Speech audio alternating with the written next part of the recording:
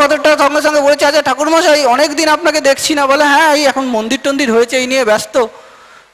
তো বলছে আচ্ছা ওই যে ছোট ছোট পাথরটাকে আমার ওখান থেকে নিয়ে গেলেন, তো ওটা কোথায় আছে, কি আছে, কি খবর বলুন তো। বলে ও কীরকম আছে তুমি দেখবে? তাহলে চলো আমার সঙ্গে, বড় পাথরটা চলুন আপনার সঙ্গে গিয়ে একটু দেখে আসি ছোট পাথরটা কীরকম আছে। তো বড় পাথরটা যথারীতি ঠাকুরমশাইয়ের সঙ্গে গেছে, গিয়ে দেখছে যে ওই ছোট পাথরটাকে সবাই ভক্তি ভরে পুজো করছে শিবলিঙ্গের মতো, উপরে মন্দির টন্দির হয়ে গেছে। সব দেখে ওর তো খুব আফসোস। বলছে আচ্ছা ঠাকুরমশাই, ওর এত পুজো হচ্ছে, আমার একটু হতে পারে না, আমাকে একটা একটু ব্যবস্থা করে দিন না। তো ঠাকুরমশাই বলছে তোমাকে ব্যবস্থা করে দেবো, ঠিক আছে, তোমাকে একটা এখানে আমি পুঁতে দিচ্ছি। তো মন্দিরটার একটু বাইরে এক জায়গায় বড় পাথরটাকে পুঁতে দিয়েছে। এবার গ্রামের প্রচুর লোকজন আসে, সবাই পুজো দিতে আসছে, বড় বড় নারকেল নিয়ে আসছে। কি করছে? বড় পাথরটার মাথায় ভাঙছে আর ছোট পাথরটার মাথায় জল ঢালছে। তো এখানে বড়দেরকে লাভ নেই।